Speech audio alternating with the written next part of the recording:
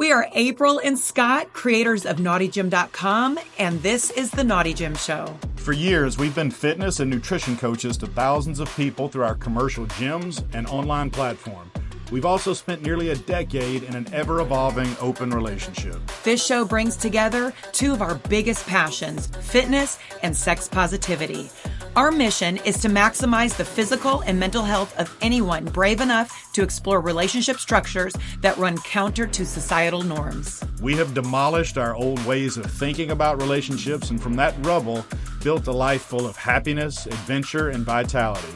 And now we want to help you do the same. So hop on the treadmill, start the show, and let us teach you how to never stop playing. Welcome back to the Naughty Gym Show. We are your hosts, April and Scott is my You're I welcome. don't know if you still got it. Not my co-host this time, co-host, but we're doing this together. We are the founders of naughtygym.com, which is an online fitness and coaching platform for the sex positive community. If you didn't know, we program workouts, 3 variations, 6 days a week, no equipment, dumbbells only, and full gym. So whatever your fitness goal, whatever your fitness level, we have workouts and coaching for you, for anybody. And it will improve your sex life. There's been clinical studies done that being a member of naughtygym.com improves your sex life.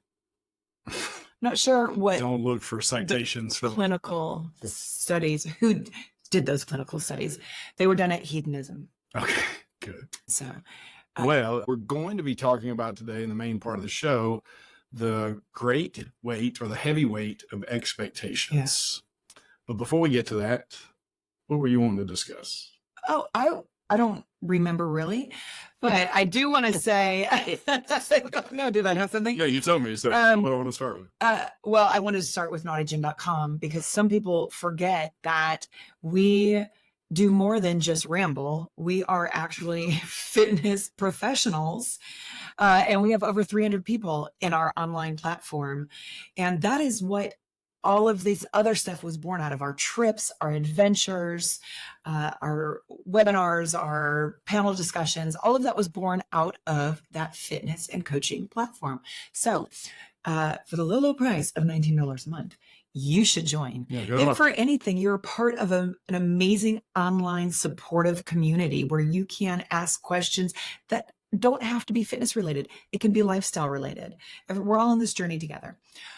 Also, we have 3 rooms left for El Salvador, May 7th through the 12th. Probably, my guess is by the time this actually launches, it's going to be completely sold out.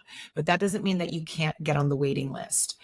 So if you want to get on the waiting list, you click the link in the show notes or on all of our social medias and go ahead and book that Zoom with us. Yeah, and it may not be sold out when this airs. So don't hesitate to go to our website.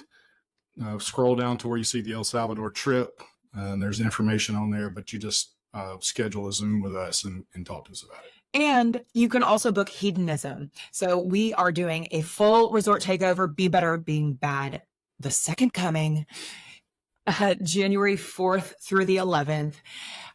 We talked to a couple yesterday who was at Hedonism last year, and they just by chance happened to be at the resort when we arrived. They weren't able to stay. I think they only stayed for like 3 or 4 days. But they loved it so much. And this was their first time at Hedo. They loved it so much that not only have they booked Be Better at Being Bad 2025, but they've also booked El Salvador.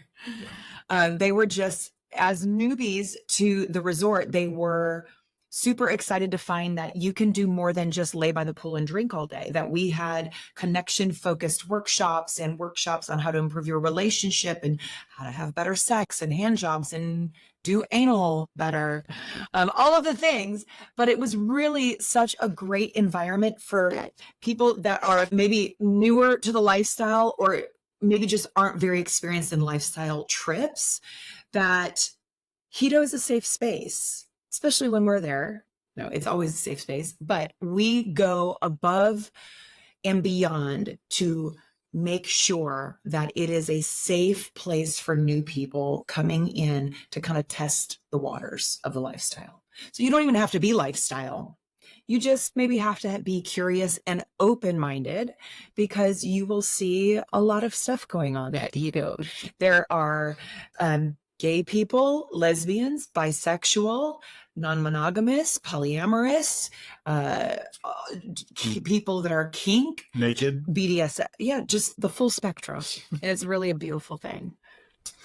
You can book that hedonism.com, January 4th through the 11th. You don't have to go through us, so you can go to our website, naughtygym.com, and get more information about it. But you book straight through hedonism.com, and it's about a little over half full already. This will be a full sellout, so you don't want to wait. Yeah, and that booking's different than the El Salvador trip.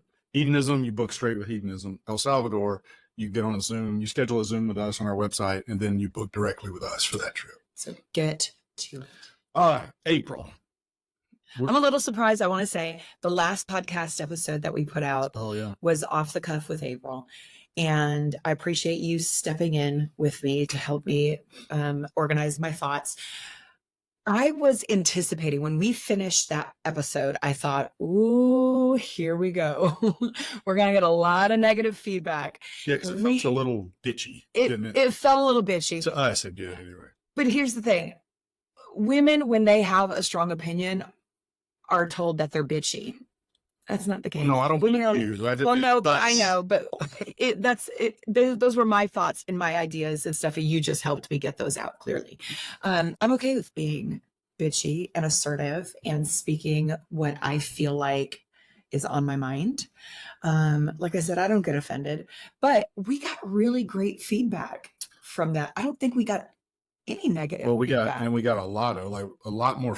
I would say a good bit more feedback than we tend to get on most episodes. Yeah. Which was actually surprising to both of us, because we don't want to be negative. Right. But those were just topics that had been on your mind that you wanted to kind of get off your chest. So today's part 2 of April off the cuff. Yeah.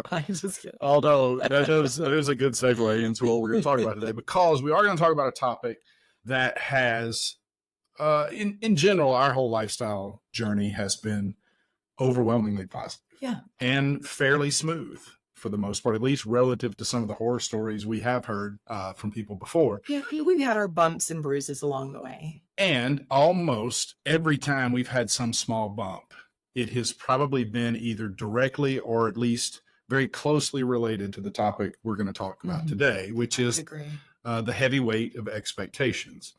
Expectations in the lifestyle are essentially an unavoidable thing. We all view them a little bit different and have different types of expectations, but it's something we're all going to deal with. What I think happens with us is we sometimes use that word differently, or don't understand what each other's meaning when we use that word. And because of that lack of clarity or confusion, we've run into some small issues along the way. Right. Yeah. And that's the point of today's episode, is to talk through what expectations are, how maybe they can be useful or negative in the lifestyle, and maybe help provide some light and a path forward. Yeah. I would say expectations is a lady boner killer for me. Okay. Well, I have definitely learned. Working title. I have definitely learned. Yeah, it will crush your lady boner. I agree with that. Yeah. Now, so it is important that you understand that everything we say today is our opinion, mostly related to ourselves and our lifestyle journey. It may not in any way reflect yours, and it is not our way of saying this is the way people should do the lifestyle. Right. It's our opinion. It's just another option. Right. We hope this is one of those episodes where every once in a while, when you're listening to the podcast, you hit pause and discuss something we've talked about with your partner. Yeah. Those are our favorite podcasts to listen to when it causes us to have deeper discussion. All right. Well, let's set the stage a little bit. So we like to say we're in an open relationship, and I know that means something different to everybody else, but we're in some type of consensually non-monogamous relationship. Right. And because of that, we have and will continue to have sexual relationships of some variety with people other than just me and you. Right. Right. All right. So that is probably the most obviously identifiable distinguishing mark or difference between monogamy and non-monogamy. is the fact that you have sex with other people, right? Right. So it's also very understandable when people feel like the lifestyle is all about or predominantly about sex, right? Now, I think, and we've been doing this for close to 9 years now, we've come to the point where we feel a little bit differently about this. Yeah. And maybe we would not say anymore this is all or even predominantly about sex. And that's going to be, we're going to dig deep into that topic next week. But it is certainly understandable if somebody feels that way, right? All right. So you can also understand if somebody goes to a party or an event or a takeover somewhere that in some way they feel like they're expecting to play. Right. That may not mean for them that they are 100% expecting to play, but you can understand why somebody might be disappointed if they didn't. Sure. So getting to the point here, first, I think it's important before I ask you the first question to define expectations. And this was tough because I actually looked this up, probably 20 different sources, and I felt like I was getting nuanced differences with every source. Which makes sense. We have our own different definition as well. Yeah, we have definitions 21 and 22 between us. But here's the one that I think helped at least define this conversation for today's podcast. Expectations is to look forward to or regard as likely to happen and anticipate the occurrence or the coming of something. Right. All right, that makes sense. Right. You may agree with it in lifestyle, may not, but yeah, as a definition for the word expectation, okay, it's looking forward to and kind of regarding as likely to happen something coming up. Right. I don't like that definition. All right, well, we're going to get to that. All right, we're not clarifying that definition yet. Okay. We're going to use that, though, as our... That's a good starting point. Right, that's what it is. It's our good framework. Okay. So here's where we get to where we really start discussing this. Many times, either just prior or literally on our way to an event, whether that's a resort party, takeover, it doesn't matter, somebody's house, or maybe the week leading up to it, you have come to me and said something to the effect of, when we go to this thing, I have no expectations of playing with anybody. Right. Right? You've said that? Yeah. A lot. Quite a few times. Right. What did you mean by this? When you say that, what do you mean? More than me, I'm telling you to not have expectations, basically. I'm not saying that for me. Okay, so I'm saying... Wait a minute, before you go on. So you are, because you've not exactly said it this way to me, are you saying that did not have binding, that was not binding on you, it was something you were just telling to prepare me? Right. To lower your expectations. Okay, so continue to clarify. Because what happens is that takes the pressure off of me. If I go to an event, I have no expectations. I've told you that before. And we'll go into that further when you ask me like about the circuit parties and stuff like that. But okay. I assume, and early on, I think I am right in assuming this, that you did have expectations to play. And so by me setting the tone ahead of time going, I have no expectations to play, it's probably not going to happen. Now I'm not worried about disappointing you if we go to this party and we don't play. But I'm also not worried about you going, hey, are we going to play? What about that person? What about this person? Do you want to go talk to that person? And kind of pushing me a little bit. But it's more of like a defense mechanism. Okay. But by saying I have no expectations of playing with someone and then framing it in a way that, in other words, it sounded like you were saying, I do not intend and am not going to play with anybody. Yeah. And that was in order to protect me from being disappointed if we didn't. You've already disappointed me because now it felt like to me you took play completely off the table. Which felt very comfortable for me. But very disappointing to me. Right. So where was and I think because we've had this conversation now a lot. Right. Did you mean when you said that play was completely off the table? No. Okay. It just meant why never you? I didn't want you to have any part in pushing me to do it. If it happened, I want it to be organically and something that I felt comfortable moving towards. And But you did not trust that. No, I did not trust that. You would not push me, especially now I do. I do now. Okay. Because we have a really good understanding. But in the beginning, I felt like you were either full throttle or sitting on the curb, twiddling your thumbs. There was no in between. Like, I didn't feel like there was a happy medium where we could meet in the middle. So me saying, what would meeting in the middle look like? What do you mean? Where you leave me alone and just let me do my thing and don't push and don't say, hey, you think that guy over there is cute? Why don't you go talk to him? That doesn't seem like meeting in the middle. That just seems like. No, that's not meeting in the middle.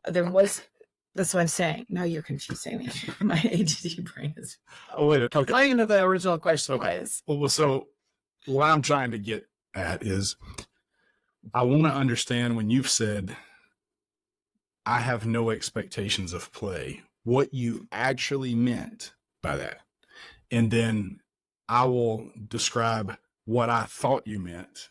Well, let's take it like this. When we go to a circuit party.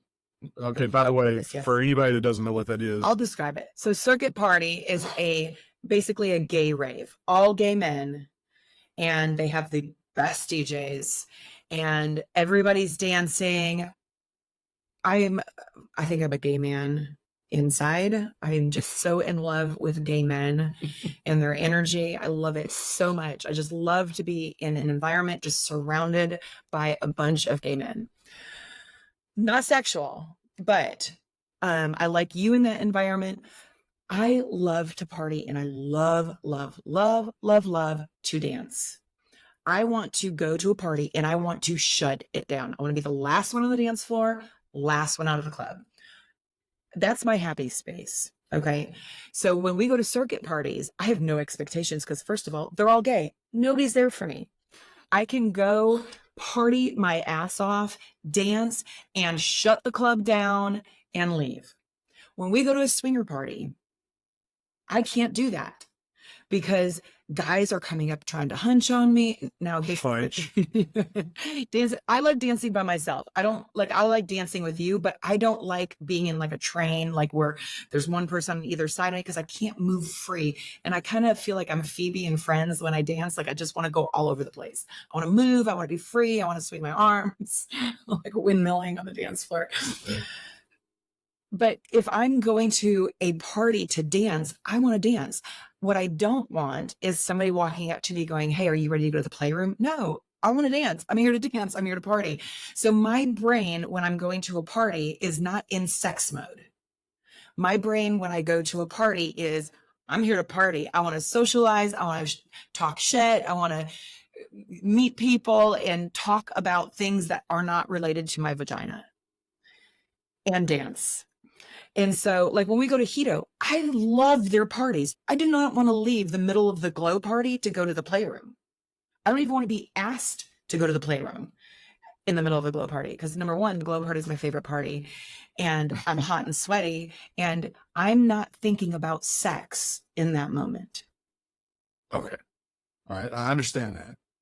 But what if Chris Hemsworth is at the glow party? This is Thor in the Marvel movies. I mean, there's always outliers. Okay, I know. There's always exceptions. You know, I've never seen someone like Chris Hemsworth at Hito. I'd probably bang him right on the glow floor, on the dance floor. But what I'm saying is, it takes me so long to get into that sexual mindset that at a party, I'm not in that mindset. Like, I'm not looking at guys going, oh yeah, me and you, like, let's go. Like, I'm thinking I'm super fucking hot right now and I just want to shake my ass and I want to shut this party down. The music's good. I get FOMO if I'm like super into it and we're dancing and then you're like, hey babe, let's go talk to this couple. I'm like, oh, okay. And not that I mind talking, but then I feel like, oh, he's trying to initiate something. He wants me to meet this couple because he's attracted to him. Now I'm shutting down my party and I have to get into like sexy mode. And are they going to want to play? What are they going to do? Now they want to dance with me. Now I got to dance with somebody. in my space. And but over the years, you've come to realize, I hope, that just because I'm wanting to talk doesn't mean I'm trying to I understand that. Carve a pathway to the play. Right. I understand that. And I have no problem excusing myself to go back to the dance floor. Right. Okay. Well, and I think it is a good time to say that I think we're probably different than a lot of people on this. There seems to be two factions within the non-monogamous party community. Mm-hmm. There's the people that come there and I think sometimes this feels offensive to people to say this about them, but they're really sex focused. They are there. They're like, look, lifestyle's about sex. I came to party. I want to have sex. And we've heard people say that before. Well, that's okay. And that's totally fine. That's just not the way. Because when you said a minute ago, like, I'm not, you guys are coming up to me, dancing with me and talking to me. That's not really doing it for me, turning me on. But you could see, at least potentially for you, that you could see a guy that could do that. Right. And you could certainly see how that worked for us. And don't send us messages about like, I'm sorry I danced with you on the dance floor that one time. I hope I didn't offend you. Like that, you don't offend me. Like I love if we're all dancing together, and I love that. What I don't like is like if somebody's like holding on to me, like trying to like bump and grind, unless it's a slow song. But you look at a glow party, that's not the vibe. We're all bouncing and high energy and dancing. And I don't want to be just locked into one person unless he's Chris Hemsworth. Right. Okay.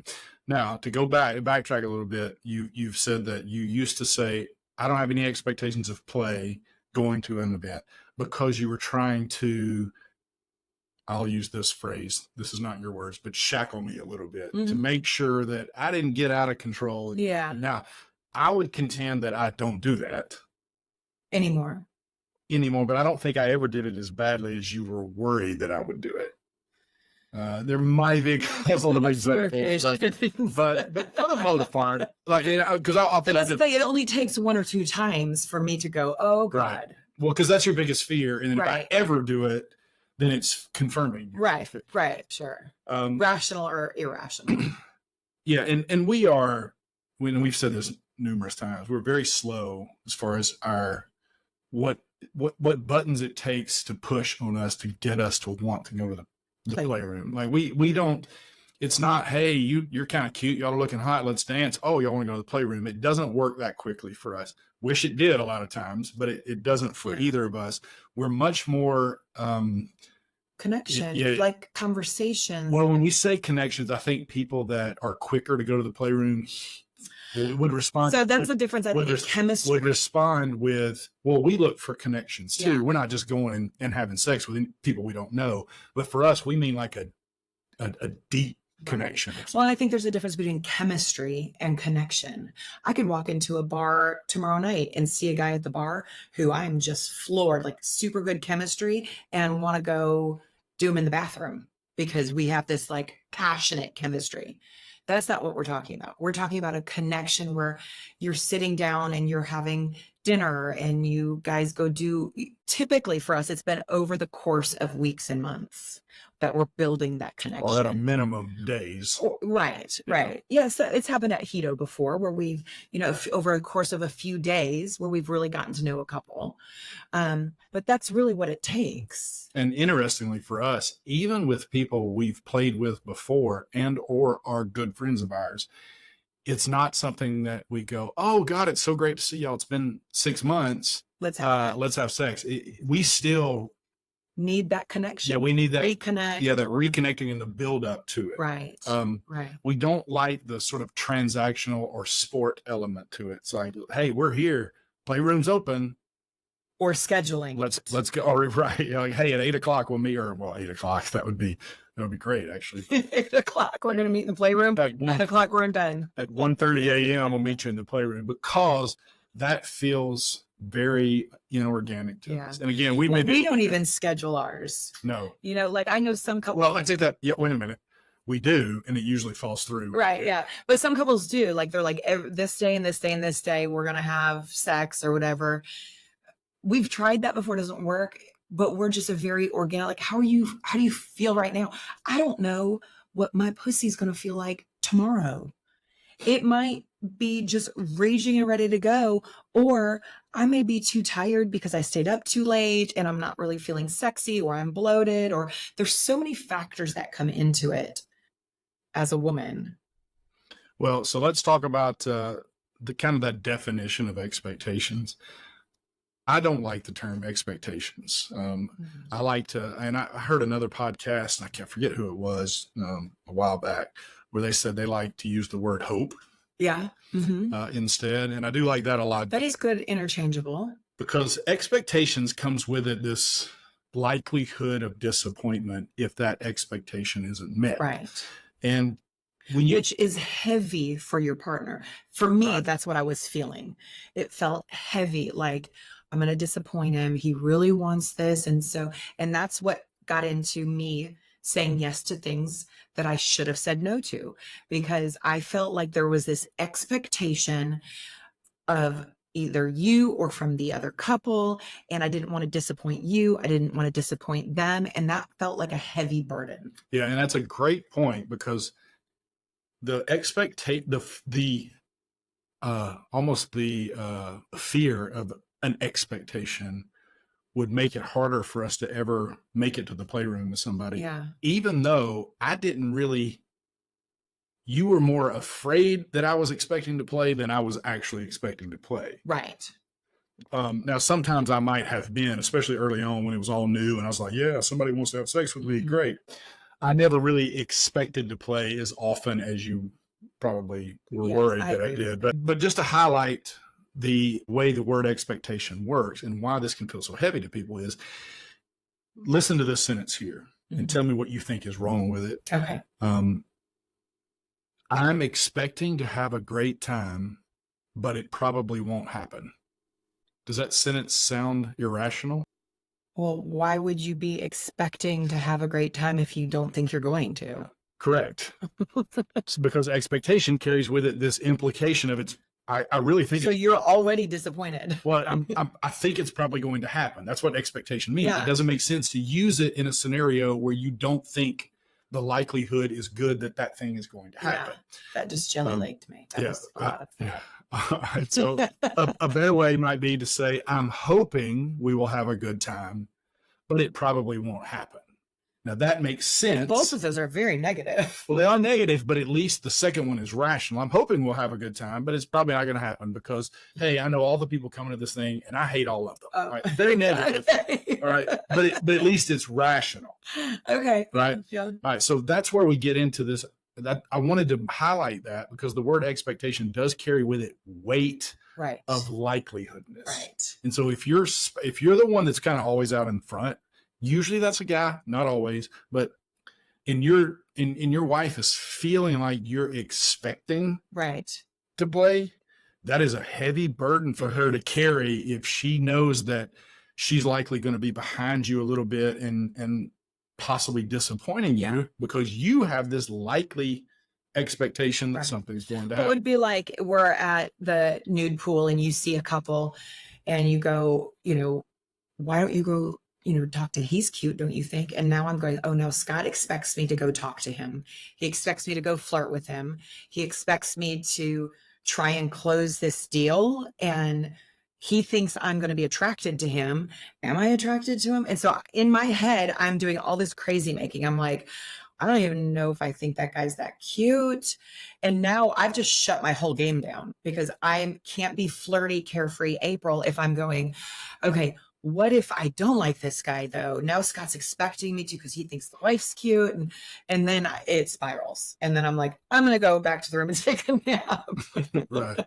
And that's something that it's taken a long time for me to learn. Right. Is that, if I'm not very careful about how I approach it, like in those situations you talked about there, hey, go flirt with that guy.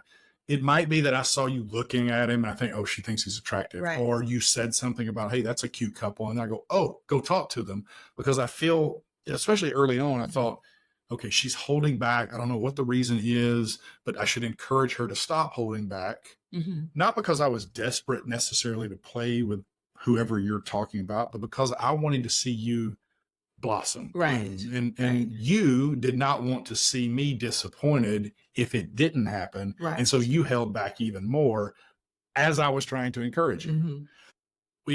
I think the important point we want to drive home today on this podcast is if you're the one out in the lead, and there's almost always one of the partners, which is natural. Right. That's and there's nothing wrong with that. It's not good, bad. It's just, we're different humans with different experiences, and you have to be very cognizant of the fact that the words that you use, the things that you say, the quote encouragement that you might be giving to your partner can feel like you are strapping them with the same expectations that you may have. Like you have felt before that you and maybe you misinterpreted me even. Maybe I have no expectations of playing. There may be times where you thought I wanted to play and I didn't. Yeah.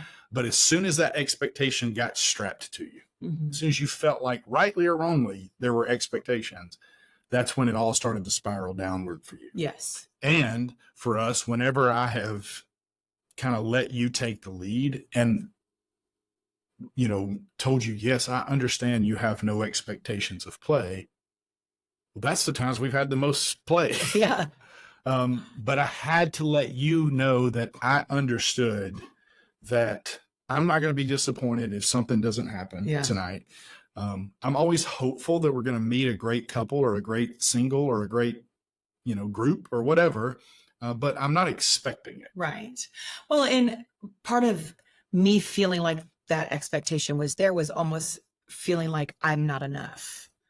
Like I can't give him what he wants. And now he's going to be pouty or unhappy, which you're not ever really pouty, a couple times maybe. If Alabama loses. I mean, in situations like this, like if you don't get to play, there's been a couple times where you were disappointed and I felt the weight of that. Like, well, that's my fault. Now he's disappointed. He didn't get to do that. I'm not responsible for your feelings. Correct. I'm not responsible for your expectations. And that's one thing I've learned over the past year or so was if you're disappointed, that's because you had expectations that I wasn't willing to meet. And that's on you. That's not on me. Right. And that's okay. Well, and to highlight how these expectations, how heavy and negative they can feel to people. And we've had this conversation with some good friends of ours lately. Just consider these sentences. Okay. All right. I feel like I'm in English. Yeah. Sorry. This sounds so nerdy, I'm sure. All right. Here's the next. Here's the sentence. When we get to this party, I'm expecting us to have sex with someone. Bitch, no, you're not. Sentence number 2. When you are talking to that guy over there, I expect you to be flirtatious. 100% I'm not going to be. Sentence number 3. I expect you, April, proactively to attempt to engage with people at lifestyle events. I will do whatever I damn want to do. Right? Well, so those are all lifestyle things. How about these? You was never.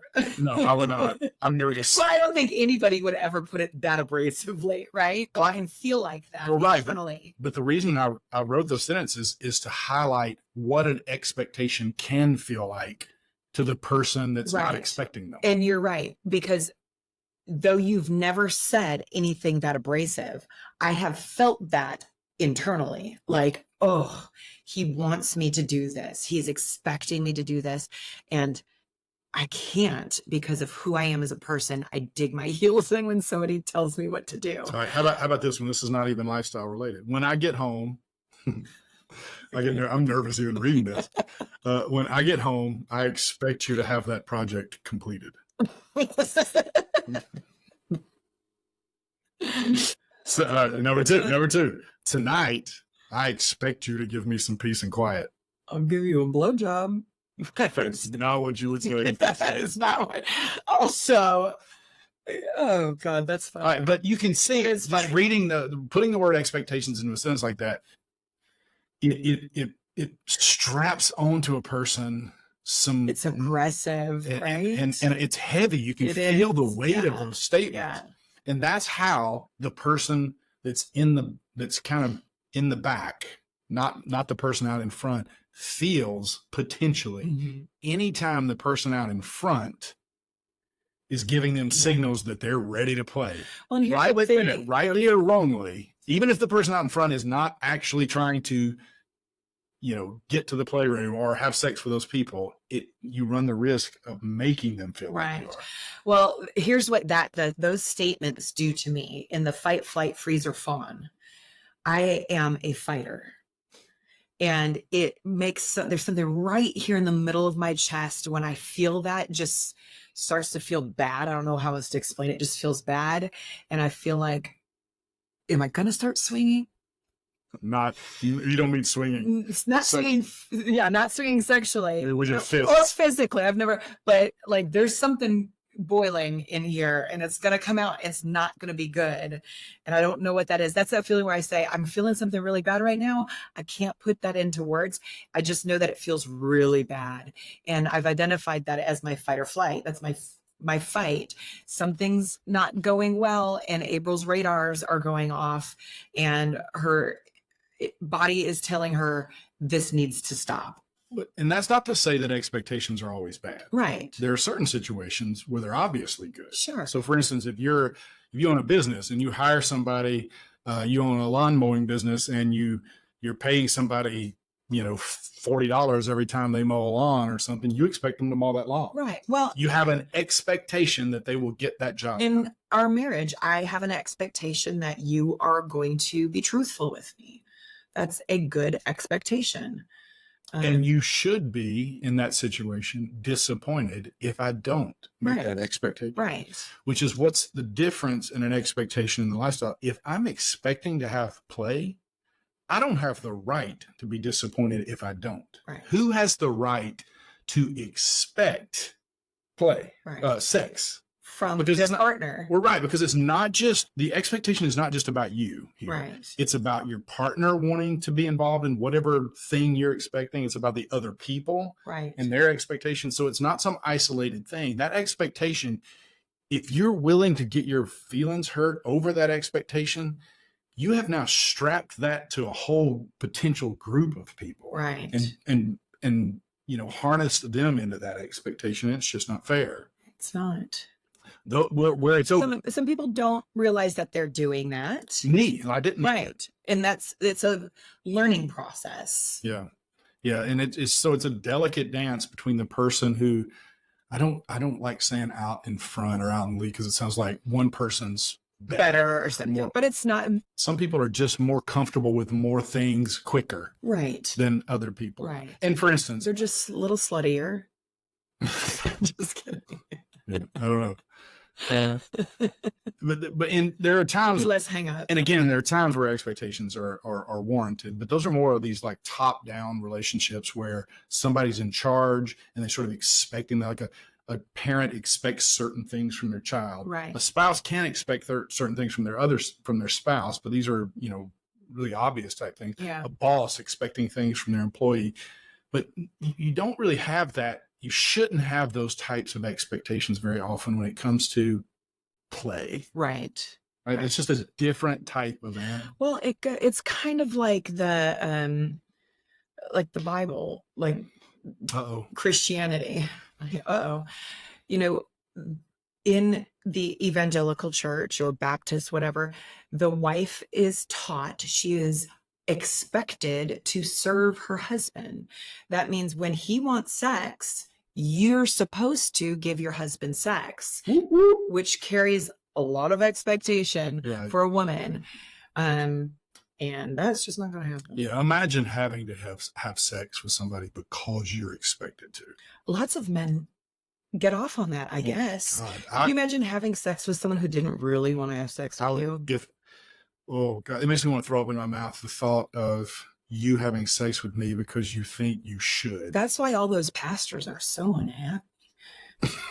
Having sex with someone who does not want to have sex with them. Like an altar boy. Oh my God. Okay, so I'll probably have to edit that out. Oh my God. Maybe you don't. All right, so I think we kind of covered this and beat it to death, but the point here is that if you're the person that tends to be out in front a little bit, you have got to be very, very careful about the words you choose, the way you act, and really try to comfort your partner and letting them know, say, hey, nothing is ever going to happen that you don't want to happen. Right. And if you are pressing them really hard all the time, that's the thing that they feel is an expectation. Well, it's being cognizant that you have another person in this relationship that has a whole different set of experiences that they're drawing from going into this situation. And so if they're feeling any other way other than green light, you need to figure that out. What is it? It's not because they need to be pushed more. Let them sit with that for a little bit. That was one thing that I am so proud of us for, and so thankful for you, that when we took that year-ish, you weren't pushing me. You were allowing me to sit with my feelings and whatever it was, figure it out. And we came through better and stronger and with a deeper understanding of who the other person is and what we want. And that's a beautiful thing. I wish I could say that I was so wise that I knew I needed to give you that time and to reflect and think. That's not really it. I just felt like whatever it was I was doing wasn't working real well. So whatever, if we need to take a break, take a break. And I wasn't happy about it. Right. I know. But what I have realized is that on the other smarter than you. No, I knew that long ago. No, I just kidding. But on the other side of that break that we took, now all of a sudden you seem like this much more open, trusting, confident. And I'm sure a lot of it is you're confident that now I get it. Yeah. I get how I can straddle you with strap you down with these expectations. But now I think the sex would come more freely with people because you aren't worried that I'm out there trying to do things you're not comfortable with. Right. Yeah. 100%. So what's the path forward? How do you go about making sure that your partner, if there's somebody that seems to be struggling with this aspect of lifestyle? Now, there are couples out there that are just wildly full steam ahead. Yeah, they're in a, they might issues. They might fuck 10 people in a night. Great on you. You don't. This is probably not an issue for you, but for those of you that do struggle with this kind of stuff, if you're the person that is kind of out in the lead, how can you help resolve this?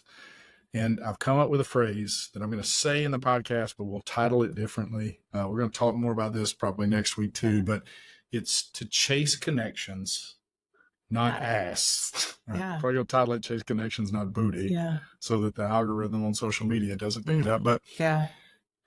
And here's what we mean by that. When you go to these events, we've actually, or April, created a local party here where we didn't even have a playroom, specifically to try to make sure everybody that was there was focusing on creating connections. Now, we say we didn't have a playroom, but there were 15,000 hotel rooms all within 100 yards of where we were having that event. So we had playrooms all over the place. People had hotel rooms.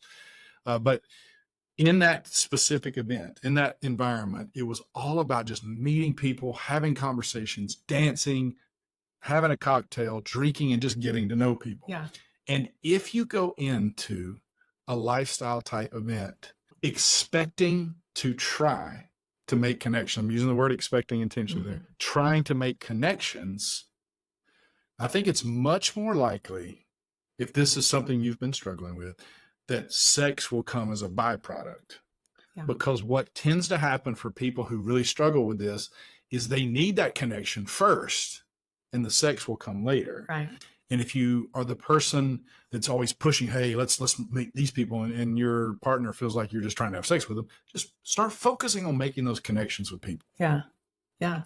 And that's what that was, that the soiree, or we were calling it something different now, that was born out of. I have talked to so many women who feel the same way that I did.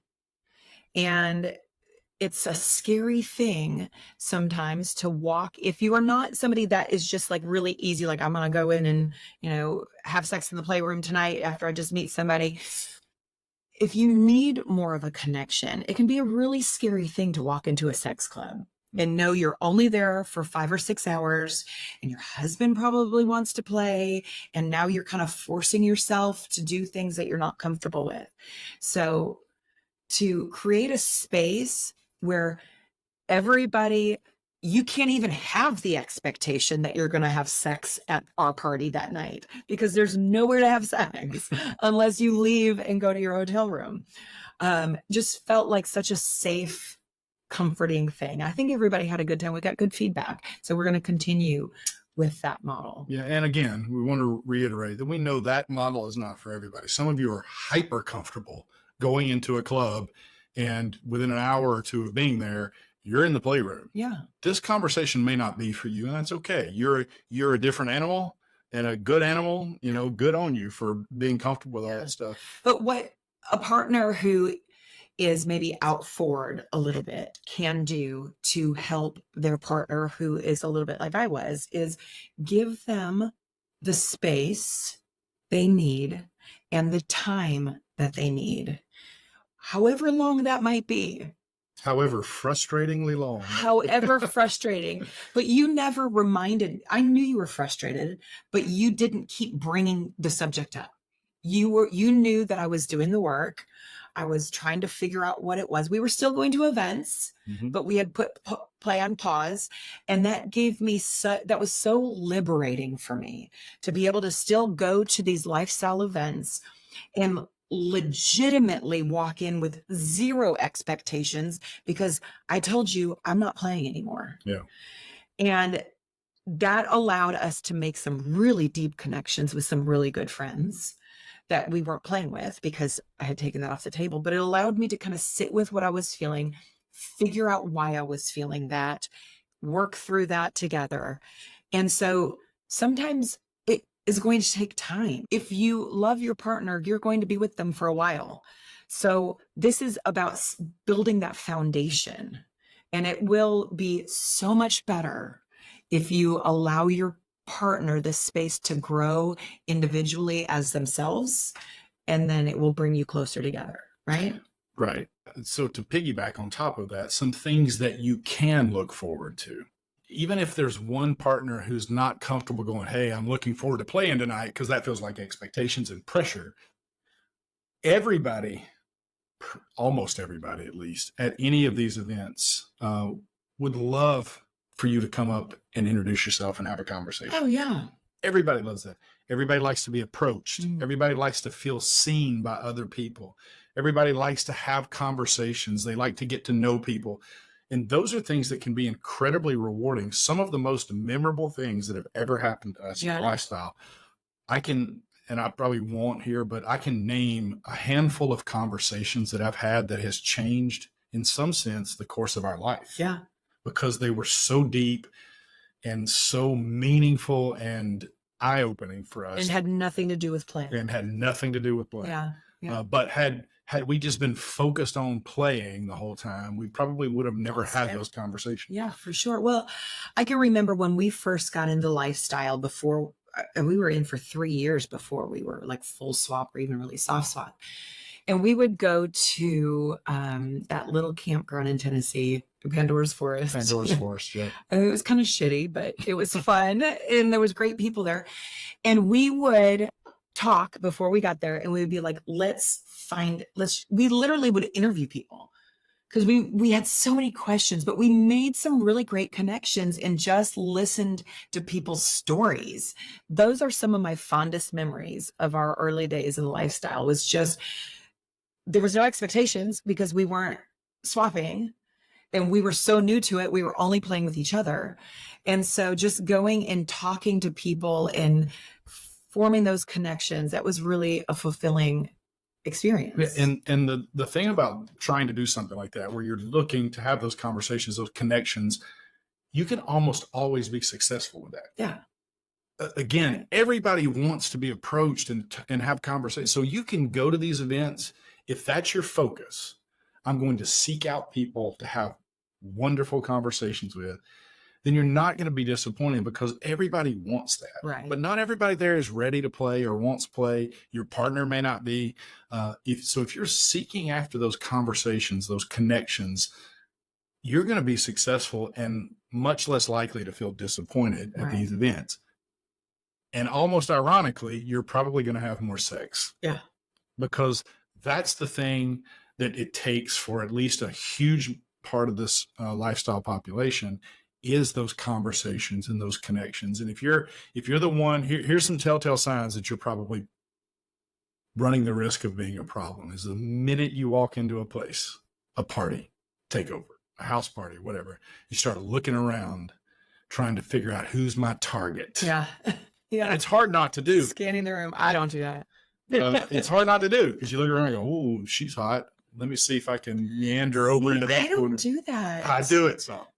But I also realized that some of my best memories are the conversations that I had with people that I wasn't initially maybe attracted to. And I was like, God, I'm so glad I sat down and had a drink with these people because they've changed my life. Yeah. And we ended up playing with them. Right. Because I was wildly attracted to them after I got to know them. Yeah. And I think that's the lesson. I don't know that we're in a position to try to teach anybody yet, but if you focus on connections, I think that you're much more likely to experience great sex in the lifestyle with people. If you are super hot, super popular, and you just like the transactional or sport nature of going in and having sex with a lot of people, you're probably going to be, if you're that person that can do it, like that, you'll be great.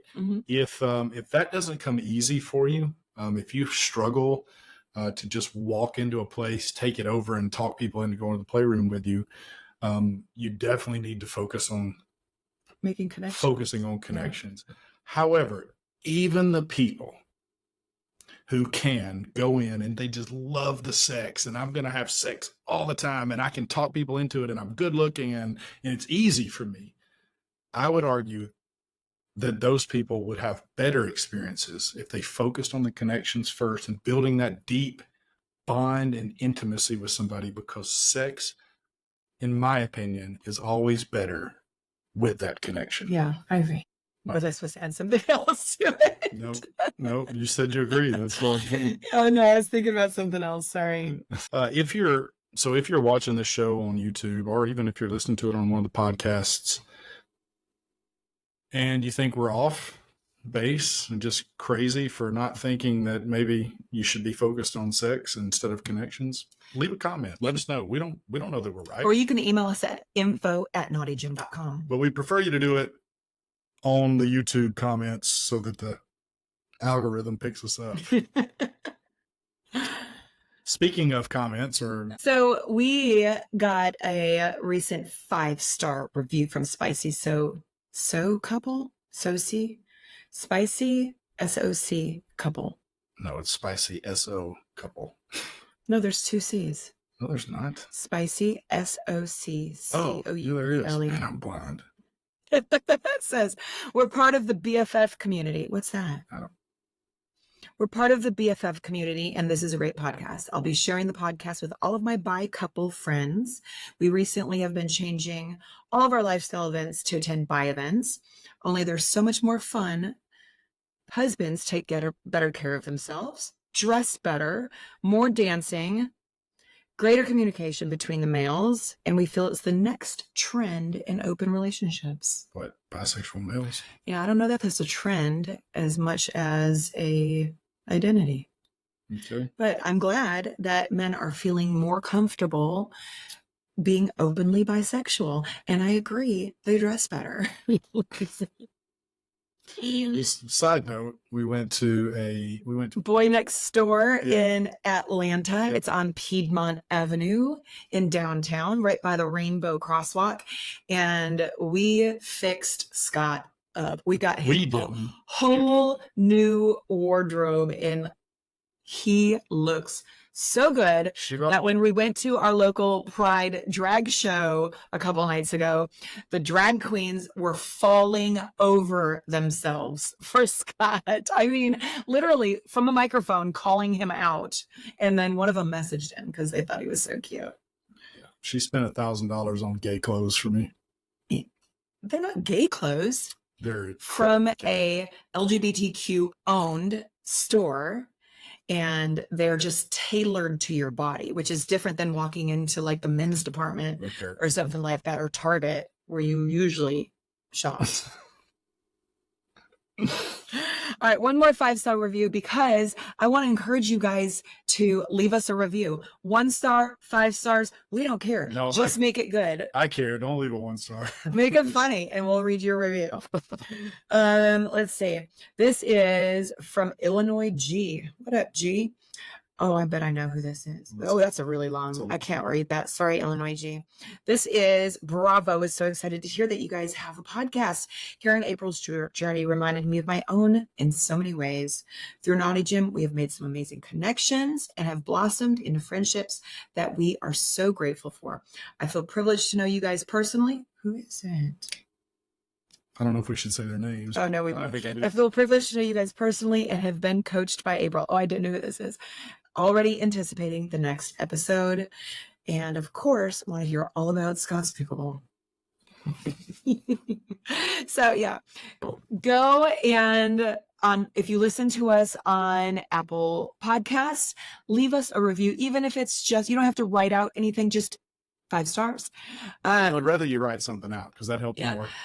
Click like and subscribe on our YouTube channel. All of that helps the algorithms. I don't know exactly what that means, but it just helps more people hear us.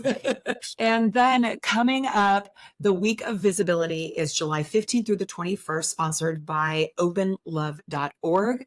And we are hosting an open panel discussion with Catherine and Miche from Expansive Connection and Scott and myself, where we'll be discussing how to facilitate conversations with your family and loved ones surrounding non-monogamy, or how to build a game plan in the case that you get outed. So we know that not everybody can be out, but if you are in the lifestyle for any length of time, there's always a small chance that you do get outed by somebody. So have a plan in place. You can register. There's a link in the show notes. You can find the link to register for that panel discussion on our social medias. It's July 17th at 7 p.m. Central Standard Time. And you can, if you can't make it, register and we'll send you the live recording. But please register and get your questions ready. All right. Is that it, April? I think that's it, guys. All right, hit them with our tagline. All right. Have a great one, guys. Thanks for listening and never stop playing.